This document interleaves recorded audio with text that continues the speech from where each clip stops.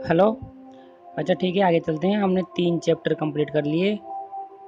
Introduction part of highway और geometric design and traffic engineering. Fourth chapter शुरू करते हैं, पेवमेंट डिज़ाइन। अब बात आती है कि पेवमेंट क्या होते हैं।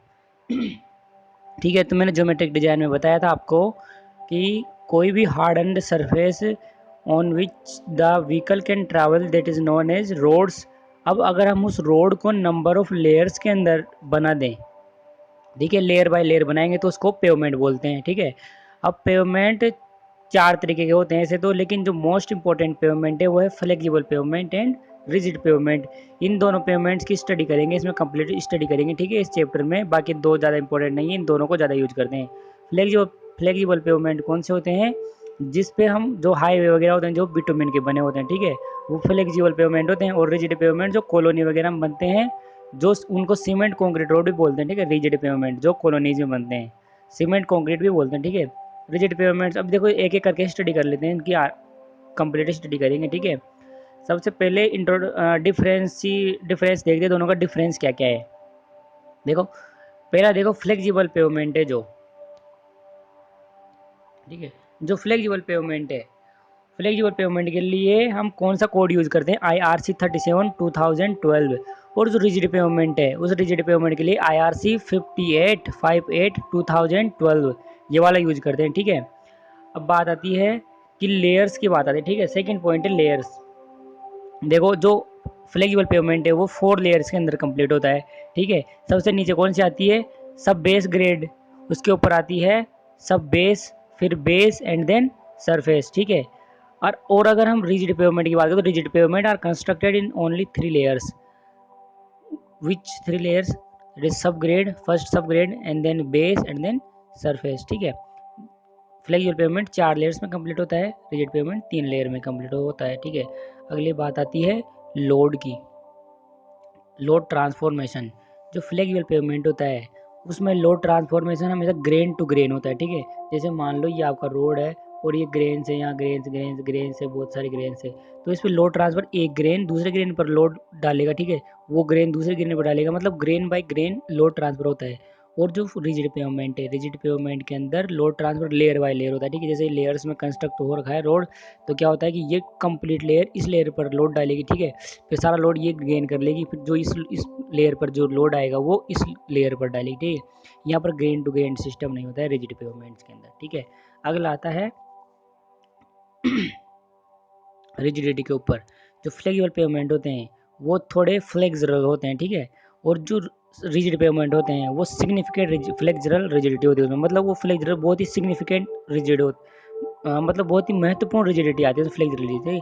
इसमें मतलब रिजिडिटी थोड़ी कम होती है, तो इसमें रिजिडिटी थोड़ी ज़्यादा होती है, ठीक है, रिजिड पेवमेंट्स के अंदर। देखो नाम से क्लियर होता है कि रिजिड पेवमेंट है, ओके। आगे अगली बात आती है फेलियर नेचर की। फेलियर कैसे होता है? जो फ्लेक्सिबल पेवमेंट है उसके अंदर किसी नीचे की, देखो ये कोई ग्रेन टू ग्रेन ट्रांसफर होता है, इसके अंदर ग्रेन टू ग्रेन, ठीक है। अब देखो if there is any failure at bottom layer then the failure will appear at top. मतलब कि नीचे अगर कोई फेलियर हो गया तो जो ऊपर वाली लेयर है, ऊपर वाली लेयर इस तरीके से, ऊपर वाली लेयर देखो इस तरीके से हो जाएगी, ठीक है। जो फेलियर नीचे होगा वो ऊपर वाली लेयर में खुद ब खुद दिख जाएगा, ठीक है। और अगर हम इसकी बात करें रिजिड पेवमेंट की, तो रिजिड पेवमेंट में क्या होता है कि नीचे अगर कोई लेयर्स के अंदर नीचे कहीं फेलियर हो गया तो वहाँ पर ये एक होल बन जाएगा, ठीक है, इस तरीके से होल बन जाएगा, ओके। तो फ्लेक्स रिजिड पेवमेंट में इस तरीके से फेलियर होता है और इसके अंदर पूरी लेयर ही डिफॉर्म हो जाती है, ठीक है, फ्लेक्सिबल पेवमेंट में, ठीक है।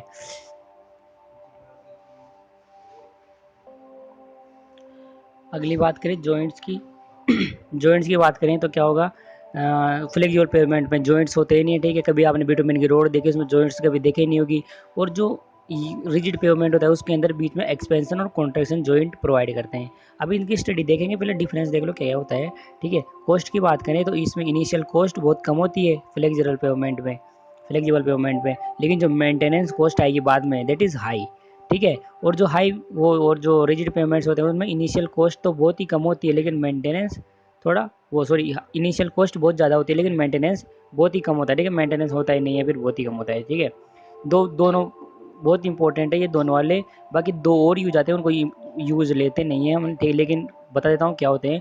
वो होते हैं semi rigid pavement, semi rigid pavement क्या होता है, उसमें बेस की जगह पर हम क्या करते हैं, पोजोलानी कंक्रीट यूज कर लेते हैं, ठीक है।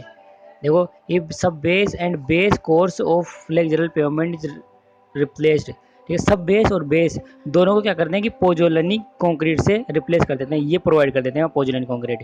पोजोलानी कंक्रीट क्या होती है, pozzolana concrete is the mixing of lime plus fly ash plus aggregate, ठीक है। Then the strength of the pavement is, इसमें क्या है कि पेवमेंट की स्ट्रेंथ इंक्रीज हो जाती है, ठीक है। That is known as semi, ठीक है, बता दिया मैंने। इसकी स्ट्रेंथ क्या है, स्ट्रेंथ की बात कर लेते हैं। इसकी स्ट्रेंथ, जिससे में रिजिड पेवमेंट है, इसकी स्ट्रेंथ फ्लेक्सुरल से तो ज़्यादा होती है, लेकिन रिजिड से कम होती है, ठीक है। रिजिड और फ्लेक्सुरल के बीच में इसकी स्ट्रेंथ होती है सेमी रिजिड पेवमेंट की। अगला आता है कंपोजिट पेवमेंट। कंपोजिट पेवमेंट क्या होता है, अगर हम रिजिड पेवमेंट के ऊपर बिटुमिन की रोड, बिटुमिन और प्रोवाइड कर दे तो that is known as composite pavement, ठीक है। फ्लेक्सुरल पेवमेंट, सब फ्लेक्सुरल पेवमेंट पढ़ लेते हैं, पहले कंप्लीट स्टडी करेंगे फ्लेक्सुरल की, फिर उसके बाद में रिजिड पेवमेंट की स्टडी करेंगे। तो रिजिड फ्लेक्सुरल पेवमेंट डिजाइन करने के लिए कुछ पैरामीटर्स है ना, ठीक है, उसको आपको ध्यान रखना पड़ेगा। मैं पैरामीटर्स बता देता हूँ क्या क्या पैरामीटर्स है। पहला आता है कि standard axle load.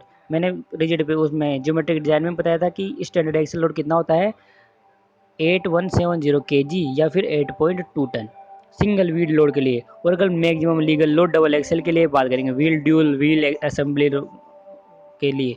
Dual wheel assembly मतलब जैसे कोई एक्सल है, यहाँ पर एक टायर है, उसके पास में एक और टायर है, ठीक है, यहाँ पर कोई टायर है, इस तरीके का आपने ट्रक देखे होंगे, ठीक है।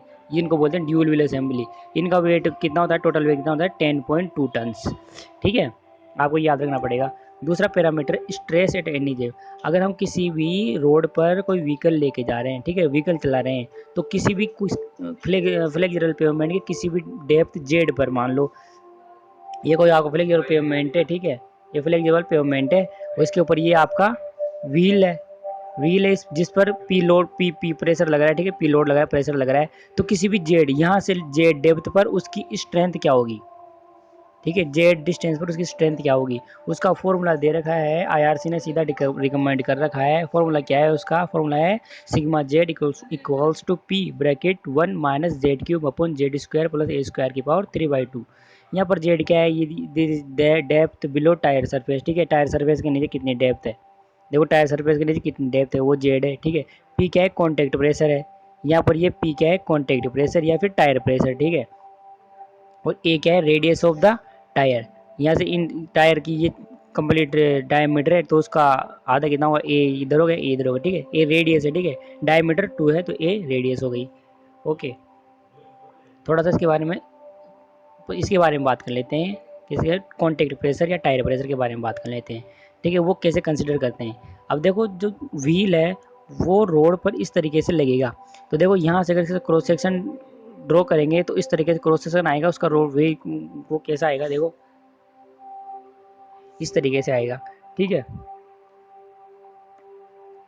और अगर इस अंदर वाले के क्रॉस सेक्शन को करेंगे तो वो इस तरीके से आएगा। तो दोनों का कुल मिला करके हम एक सर्कुलर मान लेते हैं, ठीक है, कंबाइंड दोनों का कॉम्बिनेशन मान के एक सर्कुलर यहाँ पर अज्यूम कर लेते हैं, सर्कुलर एरिया, ठीक है, जिसकी रेडियस क्या है, ए है, जिसकी रेडियस ए है। देखो, अज्यूम्ड कॉन्टैक्ट एरिया सर्कुलर, और एक्चुअल कैसा होता है, एक्चुअल इलिप्टिकल होता है, ठीक है, लेकिन हम सर्कुलर मानते हैं इसको, ठीक है। तो सर्कुलर कॉन्टैक्ट प्रेशर निकालने का कैसे निकालेंगे, complete pressure divided by complete जो व्हील लगा रही complete pressure divided by pi a square, area of the contact area, ठीक है, एरिया ऑफ कॉन्टैक्ट।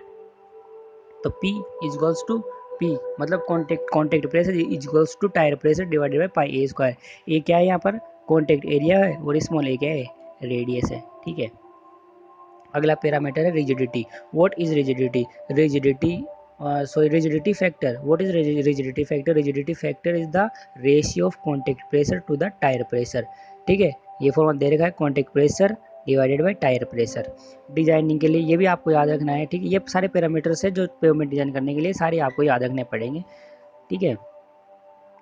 डिजाइनिंग के लिए हमें कॉन्टैक्ट प्रेशर टायर प्रेशर बराबर लेते हैं, वो कितना लेते हैं, 7 kg पर सेंटीमीटर स्क्वायर, ठीक है, डिजाइनिंग के लिए। देखो, अब कभी क्या होता है कि रिजिडिटी फैक्टर बराबर है, अगर रिजिडिटी फैक्टर 1 के बराबर है, इसका मतलब क्या है कि CP मतलब कि contact pressure and TP tyre pressure बराबर है दोनों, ठीक है। अगर बड़ा ग्रेटर देन हो जाए, 1 से ज़्यादा है अगर, तो इसका मतलब क्या है कि जो ऊपर वाला है ग्रेटर देन, इसका मतलब है कि कॉन्टैक्ट प्रेशर ज़्यादा होगा जब तो ये ज़्यादा होगा, तो कॉन्टैक्ट प्रेशर Cp ज़्यादा है 7 से और Tp कम है। और अगर कम है इसका मतलब ऊपर वाला जो Cp है वो कम है और ये ज़्यादा है। देखो इस फॉर्मूले से क्लियर हो रहा है, ठीक है। ये टेबल इस फॉर्मूले से आप देखो क्लियर हो जाएगी।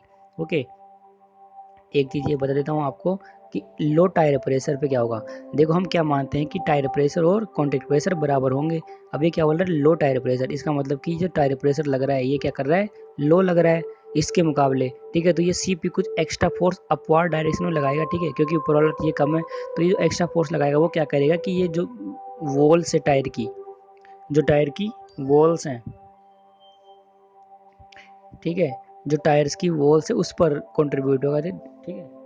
तो वो क्या करेगा कि टायर जो एक्स्ट्रा प्रेशर लगाएगा टायर पे, वो क्या करेगा कि ये जो टायर की वॉल्स है उस पर कंप्रेशन क्रिएट कर देगा, ठीक है। इसी तरीके से आप इसको देखो हाई टायर प्रेशर के लिए देखो हम क्या मानते हैं दोनों बराबर होने चाहिए, लेकिन टायर प्रेशर हाई है, ठीक है, और Cp लो है। इसका मतलब ये extra force Tp extra force लगाएगा इस साइड में, तो वो एक्स्ट्रा फोर्स लगाएगा वो किस में कंट्रीब्यूट होगा, टायर की वॉल्स में कंट्रीब्यूट, मतलब एक्स्ट्रा फोर्स टायर के टर्म में लगाएगा, तो जो टायर एक्स्ट्रा फोर्स लगाएगा वो किस में, टेंशन में आ जाएंगे, ठीक है, एक्स्ट्रा फोर्स की वजह से, ठीक है।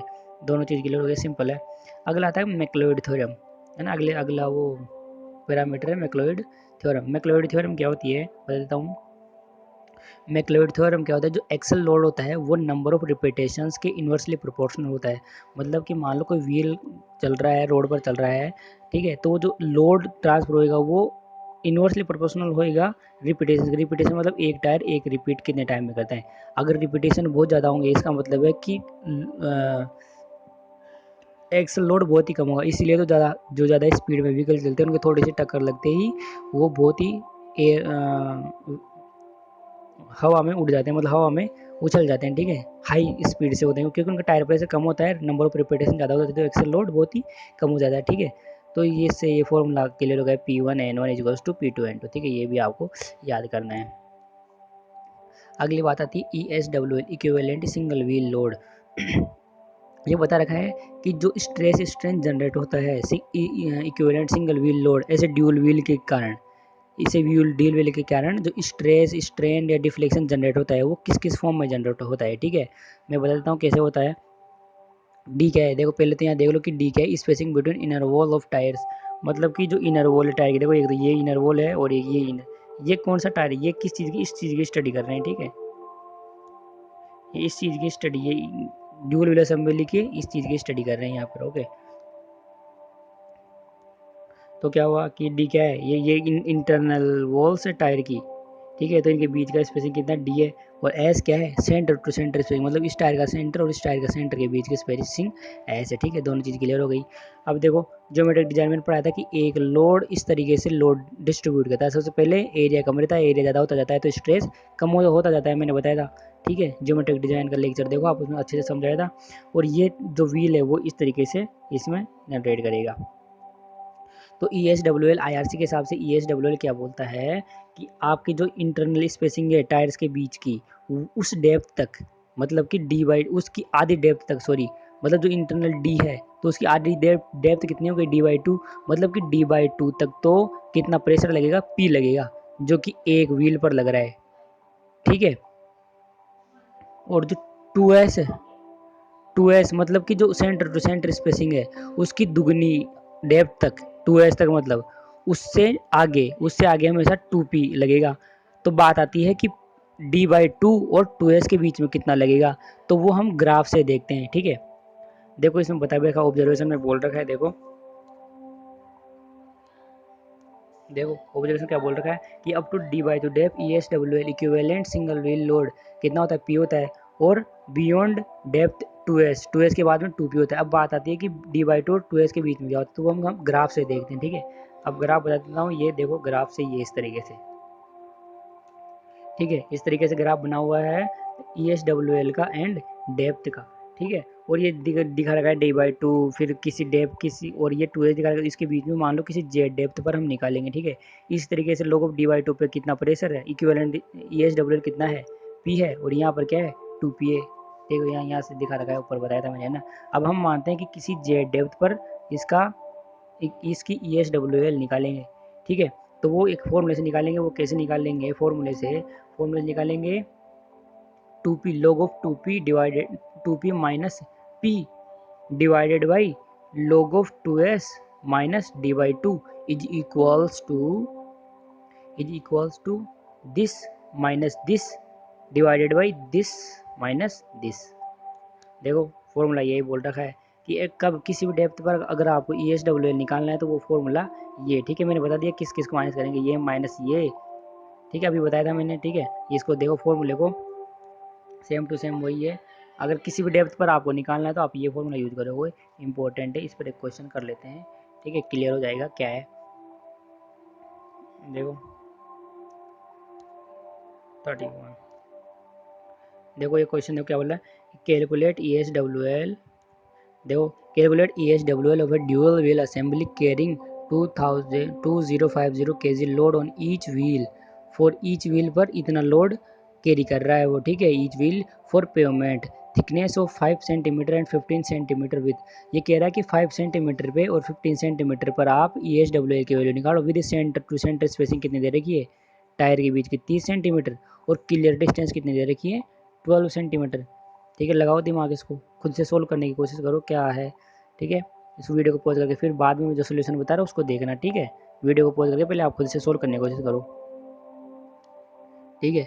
अभी देखते हैं, देखो ये आपको दे रखा है, ठीक है। सेंटर टू सेंटर स्पेसिंग और टायर्स के बीच की स्पेसिंग दे रखी, क्लियर डिस्टेंस दे रखी है।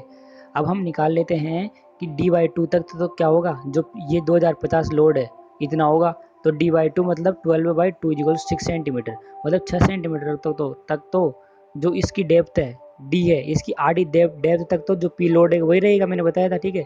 तो 6 सेंटीमीटर तक तो ये 2050 ही रहेगा। तो देखो ए के लिए क्या बोल रहा है, तो 5 सेंटीमीटर के लिए निकालो और एक 15 सेंटीमीटर के लिए निकालो, वो ऐसे बोल रहा है क्वेश्चन। तो 5 सेंटीमीटर तो क्या है 6 सेंटीमीटर से कम ही है। देखो 6 सेंटीमीटर से कम है, इसका मतलब कि 5 सेंटीमीटर तक तो जो लोड लगेगा वो इतना ही लगेगा 2050 kg।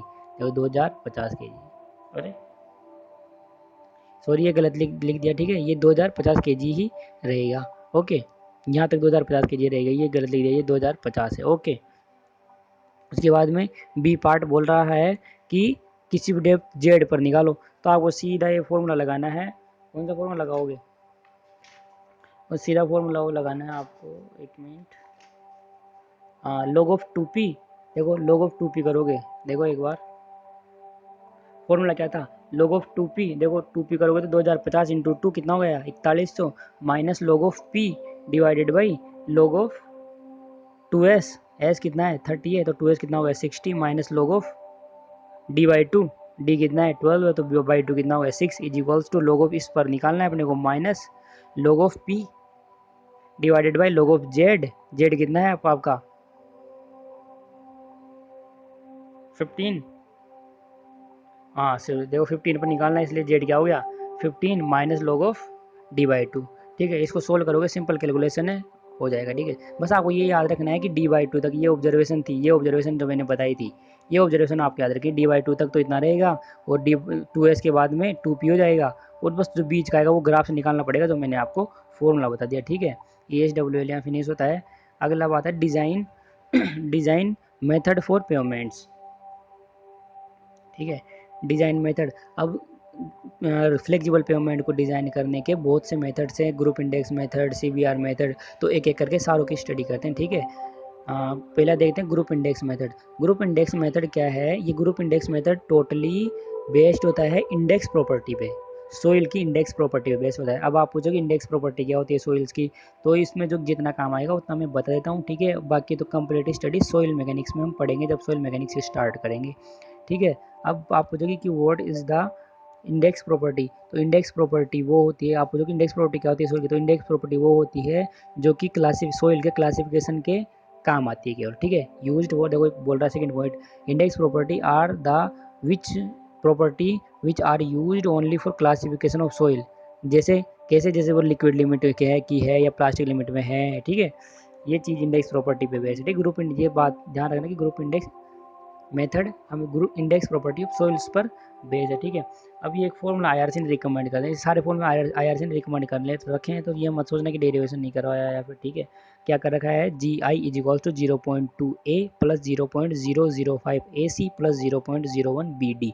अब इसमें एक एक करके देख लेते हैं, ए क्या होता है, बी क्या होता है, सी क्या होता है, डी क्या होता है, सारी चीज़ें देखते हैं, ठीक है। फॉर्मूला याद करना है आपको ये वाला, ठीक है। आगे चलते हैं, ए क्या होता है, ए की बात आती है तो ए होता है a is equals to P minus 35, ये होता है P-35, ठीक है। अब P क्या है यहाँ पर देखो, ये P क्या है यहाँ पर देख लो, P is the percentage फाइनर passing 75 micron sieve. अभी क्वेश्चन करेंगे उससे क्लियर हो जाएगा, लेकिन एक बार देख लो क्या है, A की वैल्यू क्या है P-35, ये कभी भी 40 से शुड नॉट ग्रेटर देन 40 से ज़्यादा नहीं जानी चाहिए। अगर A की वैल्यू 40 से ज़्यादा चलेगी इसका मतलब हम 40 ही लेंगे, और अगर 40 से कम है इसका मतलब जो आएगी वो ले लेंगे।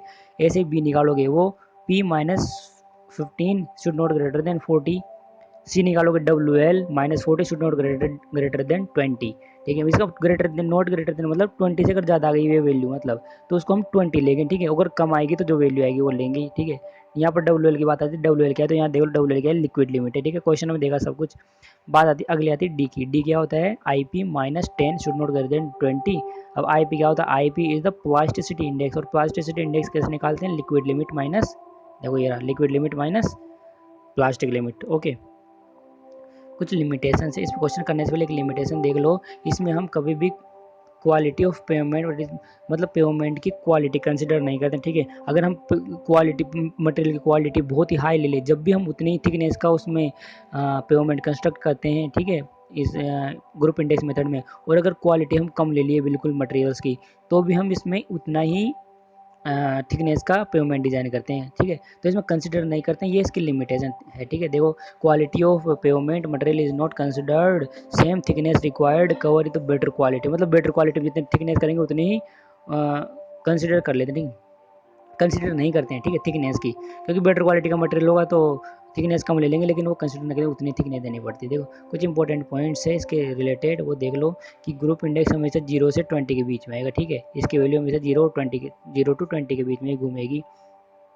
अगला है, जितनी ज़्यादा ग्रुप इंडेक्स की वैल्यू होगी उतना ही सोइल कि जो पुअर सोइल होगी, ठीक है। ग्रुप इंडेक्स जितना जितना ज़्यादा होगा, क्वालिटी ऑफ सोइल उतनी ही कम होगी, तो क्वालिटी ऑफ सोइल जितनी कम होगी उतना ही पेमेंट की थिकनेस ज़्यादा देनी पड़ेगी, ठीक है। Higher pavement thickness is required, ठीक है। तो और अगला है कि total thickness of pavement depend upon GI, total thickness of pavement group index पर ही डिपेंड होती है, पहली बात तो है ना। लेकिन जो बेस कोर्स है, जो सरफेस कोर्स या फिर जो बेस कोर्स है, वो group index and traffic volume पर भी डिपेंड करती है, ठीक है। ट्रैफिक वॉल्यूम जितना ज़्यादा हो तो थोड़ी पेमेंट की थिकनेस थोड़ी ज़्यादा देनी पड़ेगी, ठीक है। जो हमने ट्रैफिक इंजीनियरिंग में मैंने बताया था, ठीक है, पिछले लेक्चर देखने पड़ेंगे, पिछले लेक्चर देखना उसके बाद में स्टार्ट करना, ठीक है। एक एक जो पिछले लेक्चर है उस पर डिपेंडेंट है हर एक चीज़, ओके। एक अगला क्वेश्चन है, ये क्वेश्चन क्या है, क्वेश्चन मैं बता देता हूँ क्या है। क्वेश्चन इज, क्वेश्चन है अ सोइल सबग्रेड, क्वेश्चन है a soil subgrade has following data. देखो, soil portion passing 75 micron CU 60 minus 40, देखो ये दे रखा है 75 माइक्रोन सीयू से पास करने वाले कितने 60% है, तो ए निकाल लोगे आप। ए कैसे निकालोगे, a is equals to this peak मतलब 60%, तो 60 माइनस 40, सॉरी 60 माइनस 35, 60 माइनस, एक मिनट, कैसे निकालो, ए कैसे निकालोगे, 60 minus 35 should not greater than 40 a के लिए, ठीक है। तो ये कितना आएगा, इससे इससे 25 आ जाएगा, ठीक है। ए की वैल्यू 25, ये 40 से ज़्यादा नहीं है तो ए की वैल्यू 25 आ जाएगी, ठीक है। ऐसे अगला क्या बोल रहा है कि, अगला पॉइंट क्या बोल रहा है कि लिक्विड लिमिट 45 है, और अगर बी भी निकालोगे तो बी भी आपको पता है, बी कैसे निकालोगे, बी निकालोगे ये जो दे रखा है 75 से पास हो रहा है वो फाइनल मटेरियल दे रखा है जो 60 minus 15 should not greater than 40। अब आप इसको माइनस करोगे तो इसकी वैल्यू 45 आ जाएगी, ये शुड नॉट ग्रेटर देन 40, ये तो ग्रेटर देन 40, इसका मतलब हम 40 ही कंसिडर करेंगे, ठीक है। ऐसे ही आपको ये लिक्विड लिमिट भी दे रखी है, ऐसे ही प्लास्टिक लिमिट भी दे रखी है, ठीक है। इस तरीके से हम सोल्व करेंगे, आप खुद से सोल्व करना क्वेश्चन को, सॉल्यूशन बाद में देखना, ठीक है। हाँ देखो इसको, सब कुछ मैंने ये दो चीज़ें बता दी, कैसे निकालेंगे 60 माइनस 25 पे ग्रेटर देन, ठीक है। इसमें देखो ये ग्रेटर देन आ गया, इसके हम 40 ही लेंगे। सी कैसे निकाल, लिक्विड लिमिट -40, लिक्विड लिमिट कितनी दे रखी है आपको, 45 लिक्विड लिमिट दे रखी है, और -40 करोगे तो कितना आ गया, 5% आ गया, वो 20 से ग्रेटर देन नहीं है, ठीक है, मतलब बात सही है। ऐसे डी निकालोगे IP -10, IP क्या होता है, liquid limit minus plastic limit, liquid limit आपको दे रखी है 45, प्लास्टिक लिमिट दे रखी है 20, -10 कर लोगे, 10 होता ही है, शुड नॉट ग्रेटर देन 20, 15 है, शुड नॉट ग्रेटर देन 20, मतलब ये भी बात सही है। फिर उसके बाद आप ग्रुप इंडेक्स का फॉर्मूला लगाओगे, 0.2A plus 0.005 AC plus 0.01 BD, सब कुछ वैल्यू आप निकाल लिए, ये सब कुछ वैल्यू निकाल लिए, तो इसको सोल्व करोगे तो ये आएगा 11.625 आया, ठीक है, 11.625 आया, ठीक है। अब ये बोल रहा है, आगे बोला था इसने कि जो भी वैल्यू आएगी उसको आप इस टेबल में देखो और बताओ कि थिकनेस कितनी है। ग्रुप इंडेक्स की वैल्यू आप जो भी निकालो, ग्रुप इंडेक्स की वैल्यू आप जो भी निकालोगे, ठीक है, उसको देखो और यहाँ बताओ कि थिकनेस कितनी है। तो अपनी कितनी वैल्यू आई थी, 11.625, तो वो किसके बीच में है, 10 और 15 के बीच में है, इसका मतलब कोई फिक्स नहीं आई। तो हम क्या करेंगे, इंटरपोलेशन यूज कर लेंगे, ठीक है, इसमें इंटरपोलेशन यूज करेंगे, ठीक है। देखो ये 10 और 11 के बीच में आ गई अपनी वैल्यू, तो इंटरपोलेशन यूज करें। इसका इंटरपोलेशन का फॉर्मूला कौन सा होता है, इंटरपोलेशन का फॉर्मूला होता है y minus Y one is equals to y2 minus Y one divided by x2 minus x1 multiplied by x minus x1, ठीक है। आप इस फॉर्मूले को लिख लो, y minus Y one is equals to y2 minus Y one upon x2 minus x1 bracket x minus x1। अब इसमें मैं वैल्यू बता देता हूँ कौन कौन सी वैल्यू है, ठीक है। इसमें जो ये वैल्यू है 10, ये क्या है, 10 क्या है, x1 है। जो 15 है वो क्या है, x2 है, ठीक है, ये x2 है और ये 10 x1 है। ऐसे ही आप 62 के बारे में देखोगे, ये तो ये क्या है, ये y1 है, y1 है, और जो 78 है वो क्या है, 78 y2 है, ठीक है, ये 78 y2 है, ओके। x की वैल्यू आपके पास आ गई 11.625 जो आपने निकाली थी, यहाँ आपको y की वैल्यू निकालनी है, ठीक है। आप फॉर्मूले में पुट करना, अभी फॉर्मूला बताया था जो, उसमें फॉर्मूले पुट करोगे क्या क्या कौन कौन सी वैल्यू है वो एक बार और बता देता हूँ। 10 तो क्या है, ये 10 क्या है, 10 इज x1, और 15 इज x2, 62 क्या है y1, 78 क्या है y2, और जो ये x अपना आ गया 11.625, ठीक है, y2 निकालना है। फॉर्मूला लगाओगे y minus Y one is equals to y2 minus Y one upon x2 minus x1 bracket x minus x1। इसमें जब वैल्यू पुट करोगे आप इंटरपोलेशन लगा करके, तो आपके पास ये सिंपल सी वैल्यू आ जाएगी, ठीक है, और यही आपका आंसर है, ओके, ठीक है। आगे है CBR मेथड, CBR मेथड को अगले लेक्चर में करेंगे हम, ठीक है, थैंक यू।